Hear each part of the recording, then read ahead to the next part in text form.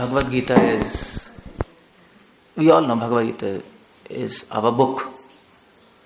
And we should know Bhagavad Gita because Bhagavad Gita is manual of life. It has nothing to do with religion or Hinduism. It is manual of life. Now we have manual for everything, why not for life? I just gave a seminar in he was asking colleges, Praveen Prabhu was telling. I just gave a seminar in Michigan, Ann Arbor, Cincinnati University, and others. And I told the students there, you see, you students your curriculum is wrong.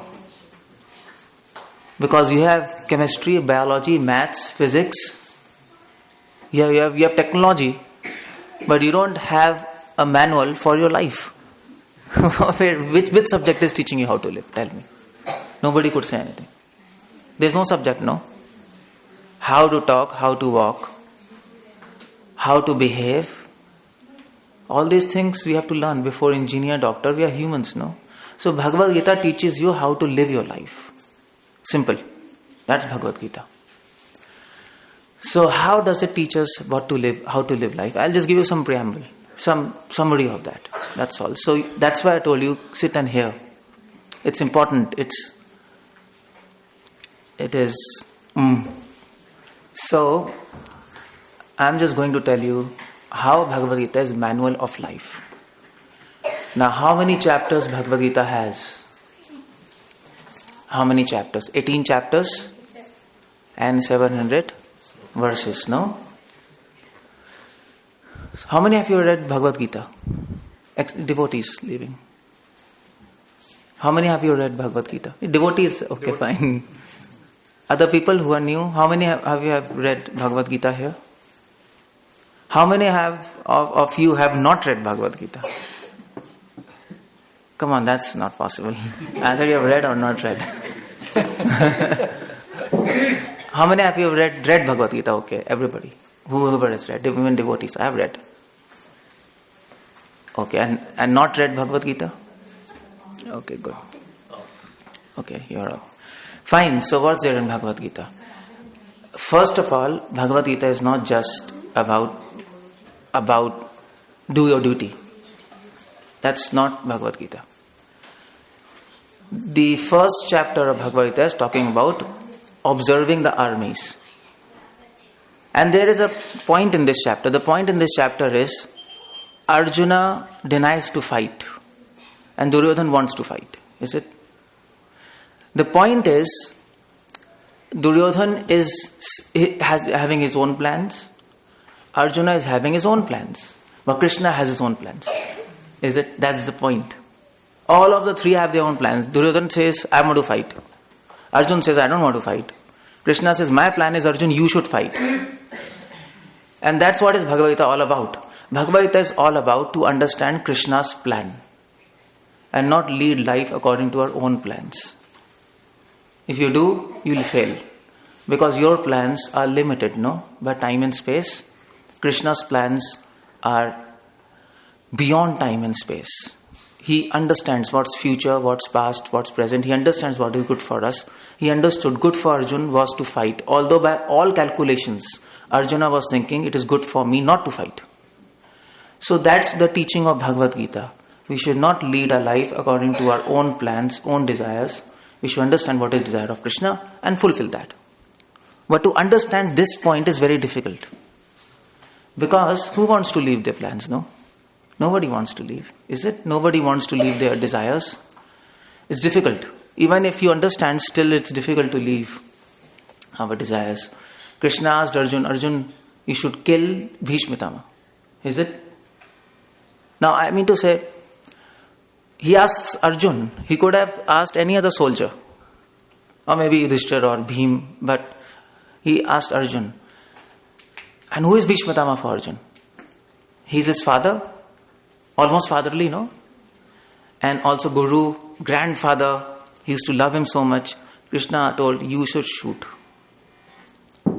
If I tell you all, not I means Krishna tells you, okay, I want you to shoot your grandfather.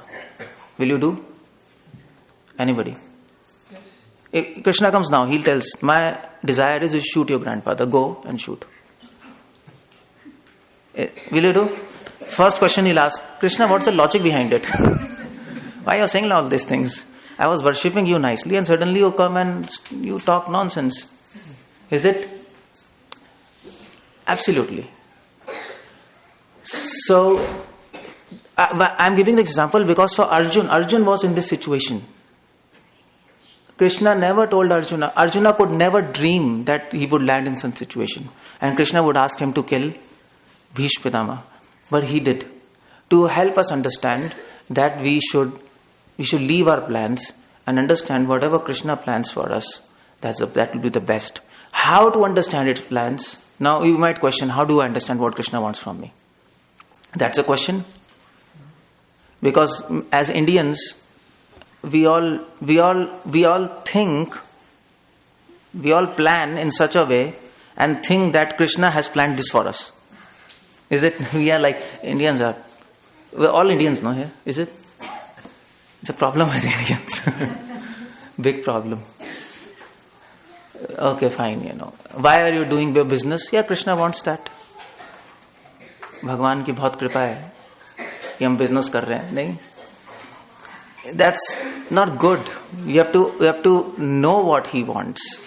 You don't have to think what he wants. You don't have to speculate what he wants.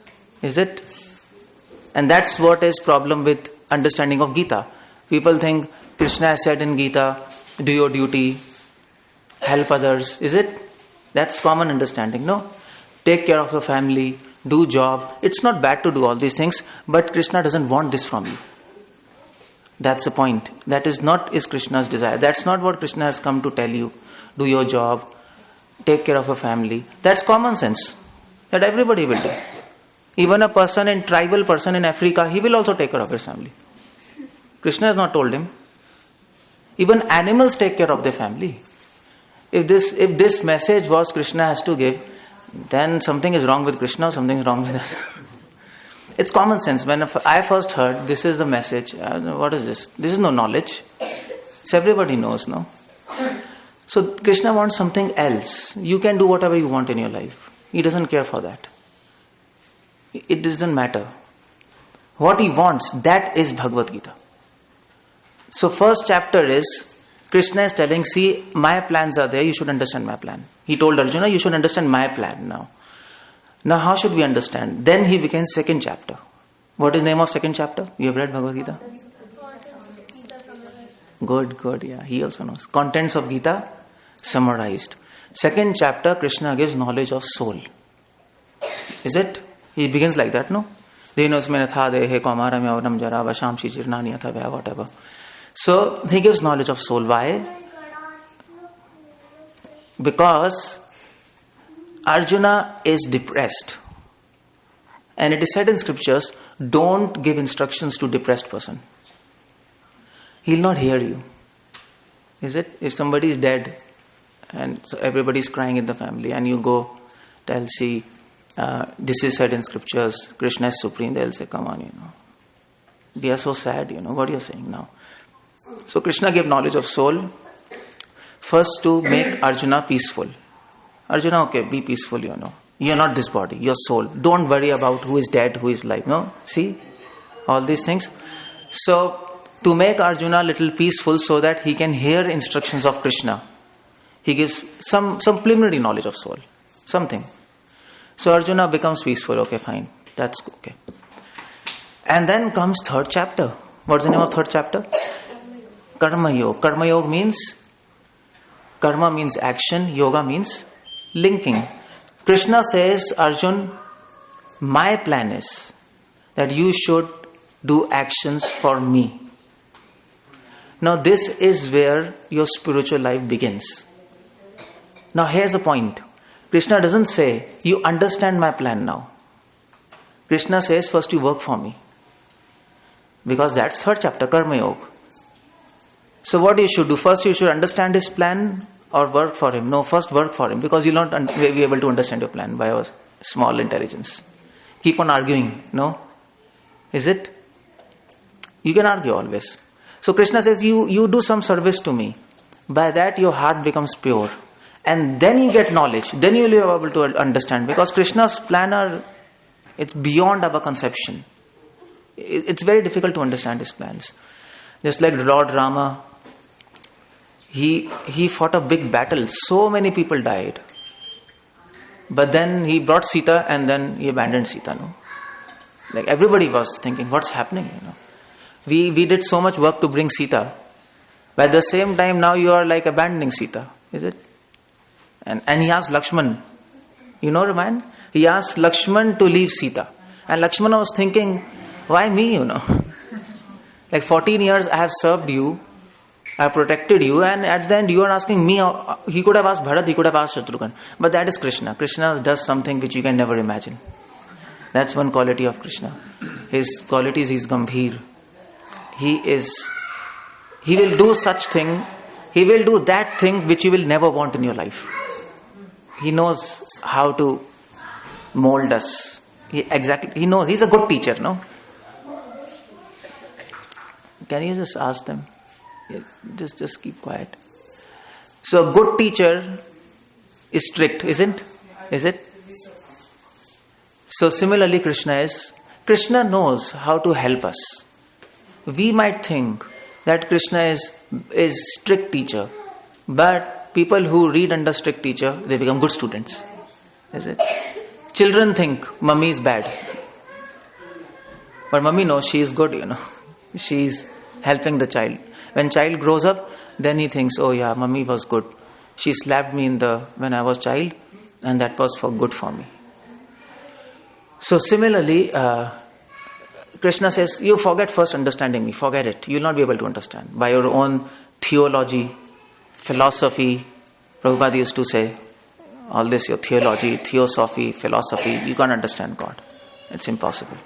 So first is Karma Yoga. Karma Yoga means action. For yoga means linking. Not action for yourself, action for Krishna.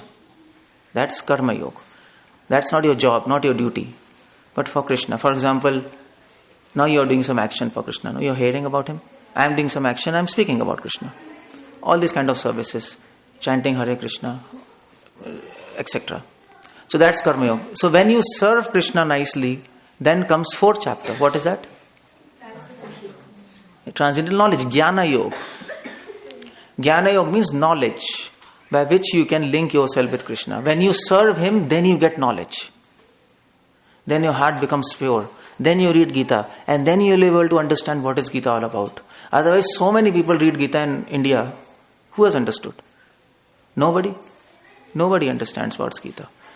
And even if you come to ISKCON and people who don't serve Krishna, they simply read Gita, they can't understand.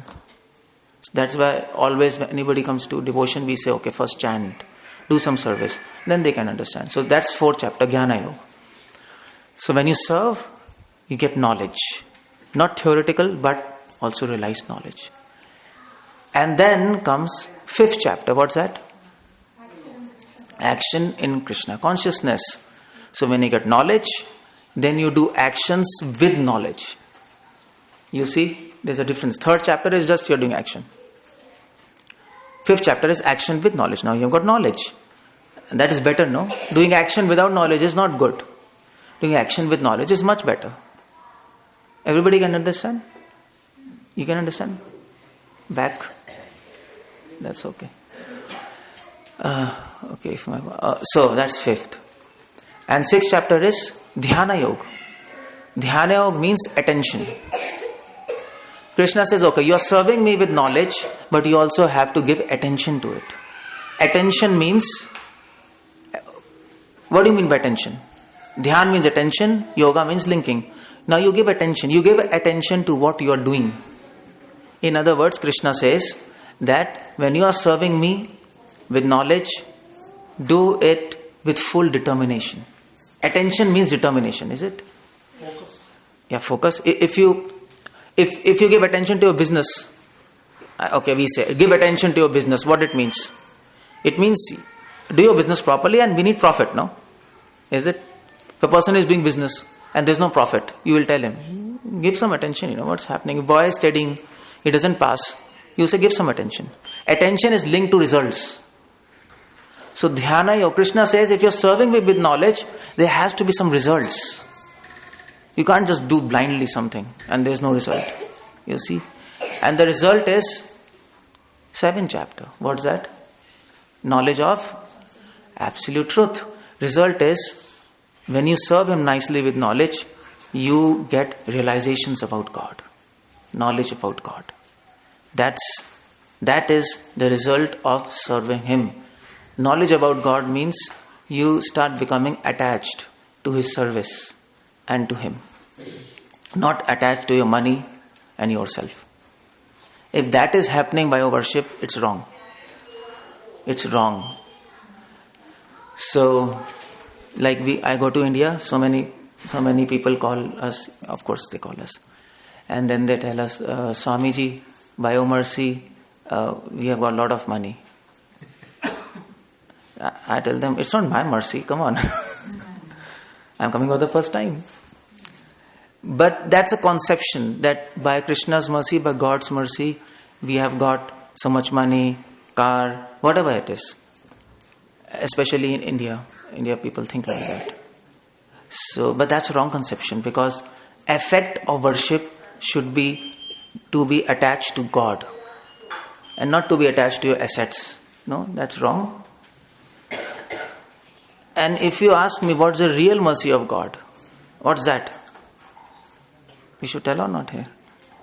Real mercy of God is not that you'll get money and you'll get assets. Real mercy of God is you lose it. Maybe. Might be. Is it? It's dangerous, no? Dangerous philosophy. You'll not lose it like that, but you lose the attachment to it. Lose the attachment to your money, your car, your everything. You will understand. You will understand. Asking peanuts from a prime minister doesn't make any sense. If you do that, he'll put you in asylum. You know asylum? Asylum. People where mad people are put. So come on, you're asking peanuts from me. So it's the same thing. By Krishna's mercy, we have got money, we have got name, fame. Come on, Krishna is the supreme controller, and he doesn't care for all these things. These are small things. If you want to ask Krishna, you can ask, what do you want to ask Krishna? If you want to ask him. What's my future? What's my future? What's your future? You know what somebody asked Prabhupada? Prabhupada, you know Prabhupada? Okay. They asked Prabhupada, one person, what's my future? Because generally people think saints are supposed to see hand and Jyotish. So they asked Prabhupada. So then Prabhupada says, yes, come here, show me your hand. He saw. Your future is death. Finish. What is this? That's a future. Birth, death, disease, old age. That's all matters, What's the big thing? So that's not a good, we know our future. So what should we ask Krishna? If we want to ask Krishna, ask one thing. Krishna, we want you. That's all. That's the best thing. Because Krishna will never give himself to anybody, Is it? If I come to you and if I say, okay, now I want you. So come on, what's this? It's a funny thing, no? You want me? It's my life, Why do you want me? You can take anything else. Similarly, Krishna, if you say, Krishna, I want you, Krishna will say, come on, it's my life. I don't want to interfere in my life. Anything you can ask, but I'll not give myself. That's a good prayer. Because if you have Krishna, you have everything.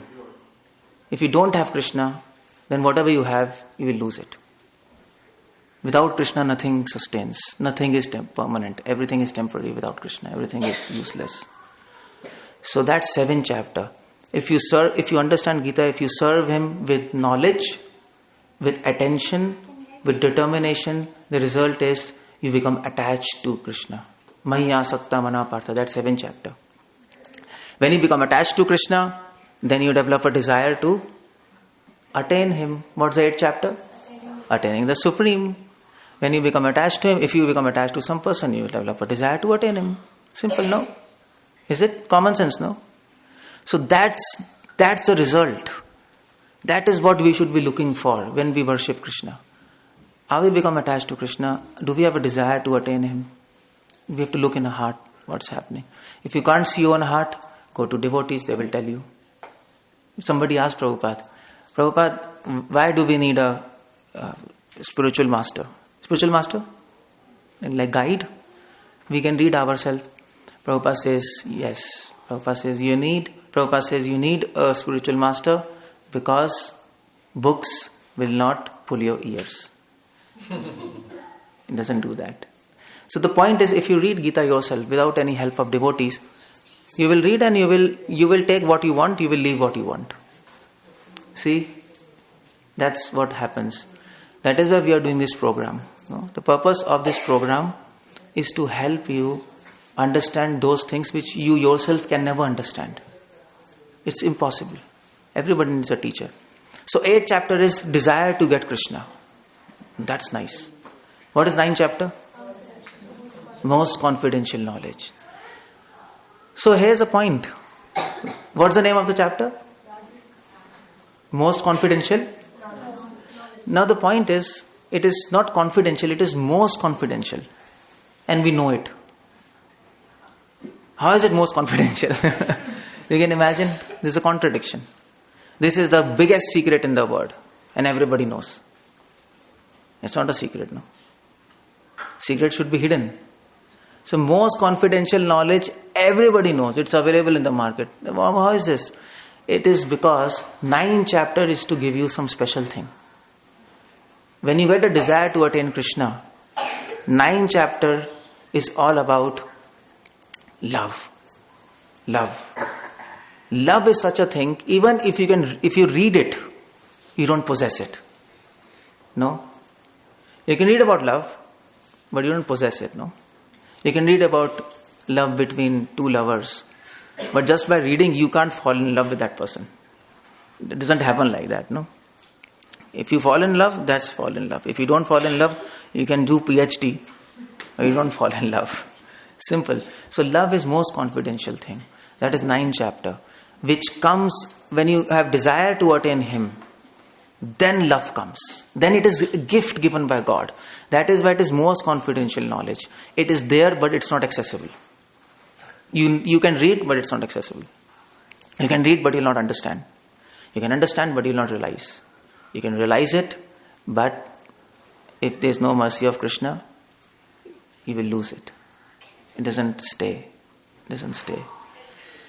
That is why 9th chapter is most confidential knowledge. So, okay, you attain love. Finish. That's the aim of life. To love Krishna. Gita is finished. Actually, it is finished. 9th chapter it finishes. But some things are left. In 10th chapter, when you develop love, then what a lover does? He wants to know about his beloved, no? He can't stay knowing about his beloved. He's always thinking about him. So 10th chapter, Krishna tells about himself. Okay, now you love me. Now I will reveal myself to you. Because you're a lover. You love me. So 10th chapter, Krishna is telling about his power. 11th chapter, Krishna is showing his power. What's the name of 11th chapter? Universal form, Virat Roop. This is me. 12th chapter, name is Devotional Service, Bhakti Yoga. 12th chapter, Krishna is showing his sweetness. I'm not only powerful, I'm sweet. Don't just fear me, love me. People fear God. But Vaishnava understanding is you love Him. Don't just worship Him, serve Him. There's a difference between these two things. People worship, people don't serve. Ding, ding, ding. That's all, no? People fear God. Krishna is so great. But He says, you love me. That's Bhagavad Gita. Because worship and fear is there in Vedas. But love and service is in Bhagavad Gita. That's why Bhagavad Gita is special. And then, 13th chapter, what's that? Nature, enjoyer and consciousness. The point is, when you love Him, when you serve Him, it's not, there'll be obstacles, no? In life, there's so many problems in life. It's not easy. Life is not easy. So there are two obstacles. 13th chapter, 14th chapter. 13th chapter is obstacle from inside. 14th chapter is obstacle from outside. 13th chapter is obstacle is enjoyer. Nature, enjoyer, consciousness. We want to enjoy without God. We want to enjoy without God, is it? So that's our problem. Krishna says, no, don't stop enjoying, but enjoy with me. Is it? So, just like now you're hearing lecture, you're enjoying? You're enjoying or not? I don't know. You're sleeping or getting bored? Yeah, you can enjoy TV, you can enjoy this lecture. So this is enjoying with Krishna. Seeing TV is enjoying without Krishna. So Krishna says you enjoy with me. That's a good thing. If you enjoy without me, you'll suffer. Yahi samsprija sukha dukhayone vate. That will produce dukha. So 13th chapter is we are diseased. We are all diseased with this disease that we want to enjoy without God. That's the problem. And that will stop us from serving Him.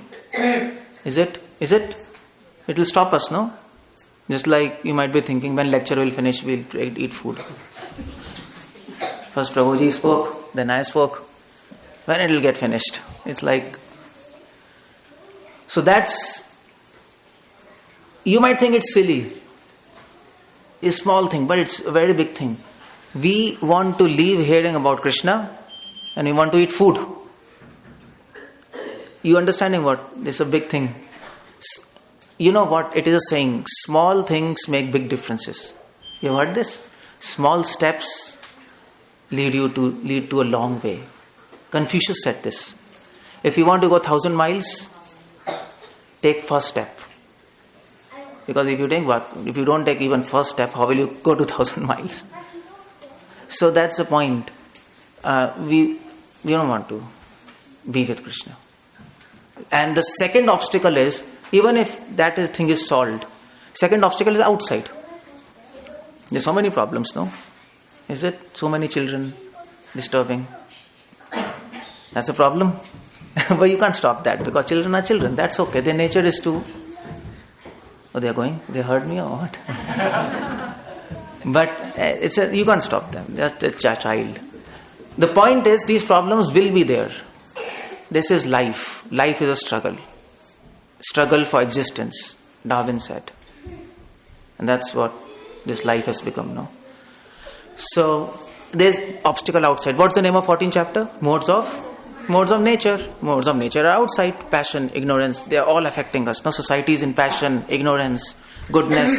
So many ideas are bombarded in us. Do this, do this, do this, do this, do this. And then after hearing lecture, when you go home, now you'll be convinced, serve Krishna. When you go home, somebody will say, and then you'll say, oh, I'm confused. Why should I do that? So that's a problem, 14th chapter. So how to get rid of obstacles? 15th chapter. What is the name of 15th chapter? Yoga of Supreme, Purushottam Yoga. 15th chapter gives you a solution, how to get rid of obstacles. Solution is, asanga shastrena dridena chitva. You take association of devotees. That's the solution. By your own effort, you'll not be able to pass these obstacles. It's impossible. You see, that's why we are doing program. If we don't do this program, you will be influenced by so many people. So you have some questions, it will be answered, you get some determination.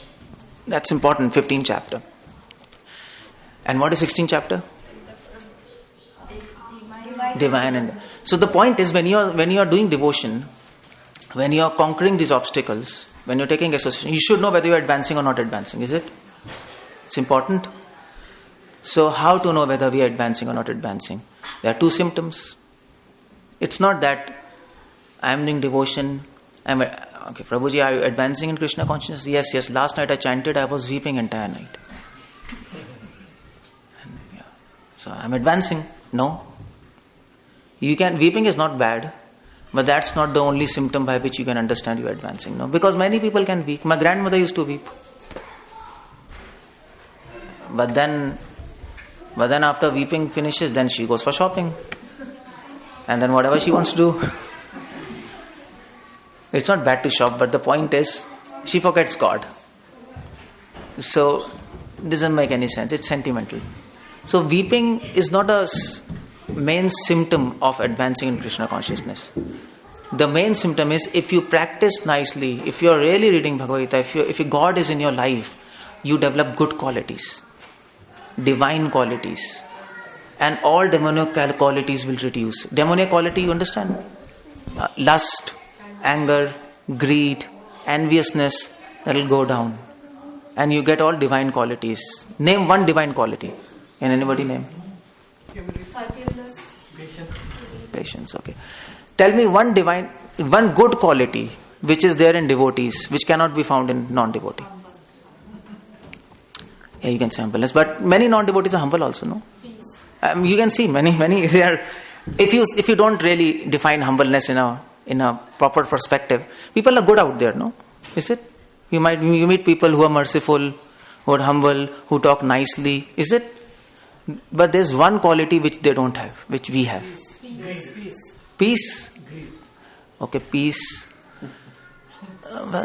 Well, if you tell to some, they'll say we are peaceful, Is it? You go to your neighbor, he'll say I'm peaceful. I have a family, I have everything. It's nice.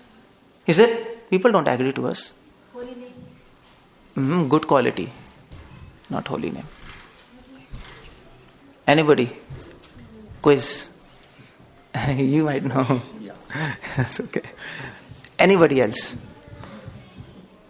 You understand? Yeah, you can say, Mataji. No, behind you. Yeah. No, you're right. My question is, if you love Krishna, the effect of loving Krishna is getting good quality. Forgiveness, many people have. Is it? No. Serving is not quality. Service is love. I'm asking the effect of service, not service. If you serve God, you get good quality. One thing is not there, out there. No. Okay, I'll tell you. If you read 13 chapter or 16 chapter, you read the qualities.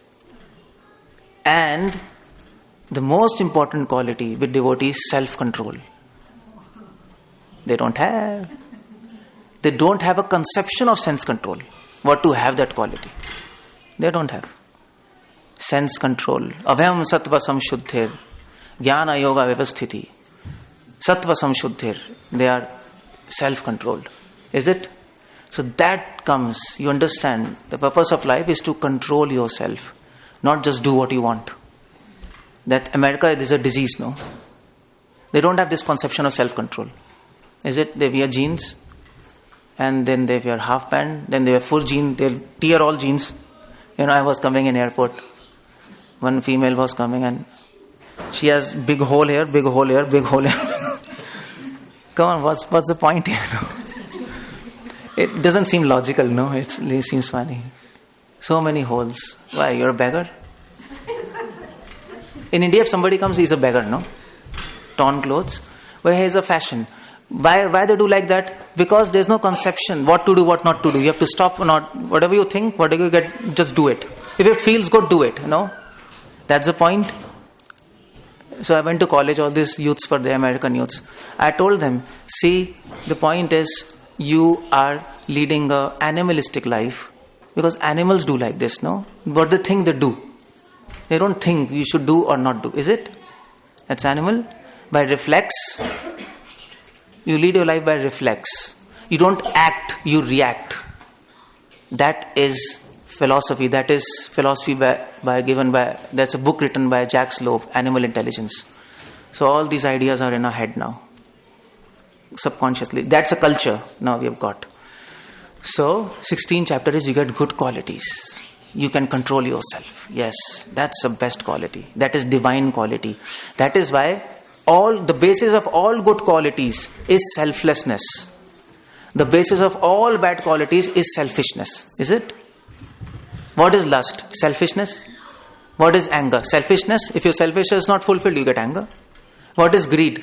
Extreme selfishness, no? And how do you become sense controlled? If you're selfless, no? You have to control yourself if you want to become selfless. You don't want to fulfill your desires, you want to help others, you want to serve God. Is it? You have to control. That is 16 chapter. And 17 chapter is second effect of love is serving Krishna is, what is 17 chapter? You forgot? Divisions of faith. Divisions of faith. Second effect of loving Him, serving Him is your faith becomes strong. Faith in Krishna. Faith in Krishna becomes strong means that, okay, let me ask you a question. What do you mean your faith is strong in God? Everybody will say my faith is strong, no? If you go on road and ask somebody, are you a bad person or good person? What he'll say? Everybody, no? Even if he's taking drugs, even if he's terrorist, if you ask him, are you bad? He'll say, I'm good. No? Nobody likes to think he's bad. So how do we know that our faith in God is proper, mature? Because if you ask yourself, my faith is good or bad? You will say, my faith is okay. No? So 17 chapters is divisions of faith. It's not just faith. So Krishna is telling, there are many kinds of faith. Faith in ignorance, faith in passion, faith in goodness, faith beyond these modes. And Krishna is helping us to understand where we are, or at what level of devotion we are. You see? So you get a faith in God. Faith in God. The faith that if I serve Krishna, nothing else is required. Nothing else is required means you can do your job, you can do whatever to sustain your body. But that's pretty much. Any other thing, any other worship, any other process, any other God, no, only Krishna. You're convinced. Krishna is supreme. We need to worship Him.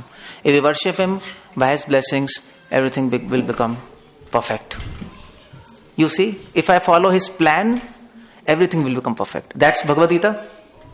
See, Krishna has developed, now taken you to that point. Now Arjuna understands, yes, if I follow His plan, then I become attached to Him. I develop a desire to attain Him. I love Him. I get all good qualities. What do you want? And if you get all good qualities, if you love Him, you get peace, satisfaction, happiness, no? A good person already himself has peace. What else do you want? Finish. That is 18th chapter. Summary of Bhagavad Gita. Krishna says, final thing. You just focus on me. And I will lead you. You serve me with devotees. Try to understand me. This is my plan for you. That you should devote your life to me. Don't devote your life to yourself. Don't do that. And then we'll be happy, satisfied, peaceful. We'll have a goal of life. We'll have all good qualities. That's all. Finish. And that's what I said. So when I gave a seminar in Michigan, a PhD, physicist came, biologist and chemist. They were all sitting, all PhD. So I was speaking about life and genetics. That's my field. So then I spoke everything. And then I told, see, I give you two proposals. You think life comes from matter. Is it? Scientists think, no? Life comes from matter. You think life comes from matter. We say life doesn't come from matter. Neither you can prove life comes from matter. Neither we can show that it comes from God. Fine, if I agree your proposal, it's a belief. Yours is a belief, ours is a belief, no? Nobody has shown life comes from matter, is it? Anybody has done some experiment, there is some life? No. So, okay, fine. Your belief makes you unsatisfied, not peaceful, not happy, bad qualities. And our belief, if we take our belief, it gives you peace, happiness, satisfaction, good qualities, goal of life. Isn't it good thing? Good business, good option? Everybody was silent. All Americans. And then I asked him, does it make sense? He told, yeah, it makes a lot of sense. It's a common sense, actually. Actually, to preach, you need some common sense, that's all. And common sense is given by Krishna, not our common sense. Our common sense is nonsense. You should have Krishna's common sense. Simple. That's what it's all about. Simple. See, it's difficult. Anybody? It's simple. Hare Krishna. So I give you some preamble, some summary of Bhagavad Gita, but we'll discuss from tomorrow. Tomorrow morning we'll discuss in details. There are many things to talk about. Thank you very much for listening, all of you. Is there any question? You can ask, otherwise I'm done. Any questions, anybody? I'll just stop here. You mentioned something about chapter 13. Nature and Joy Consciousness. Chapter 13 it's simple. Krishna is saying nature, enjoy consciousness. Your nature has now become to enjoy your consciousness. That's what Krishna is saying. But you have to change your nature to enjoy my service. That's all, simple. So we want to enjoy ourselves, Of course, now you have to define what you mean by enjoyment. That's a difficult thing because people even don't understand what's enjoyment all about, no? So, enjoyment means giving ourselves happiness. Is it a natural follow of senses turning inwards? Is it a natural corollary of senses turning inwards? Natural? Yeah. It comes by devotional practice. It is, yeah. Hare Krishna. What happened to him? It's gone out of control now. It's like the movie. Yeah, you're right. So, well, by the way, I'll tell you one thing, If you go to India, if you see Brahman families, the kids are trained. Extremely trained. I go to South India, no noise. The point I'm telling, training. So the answer to the question is, you have to train yourself to stop enjoyment. It is not natural for us now.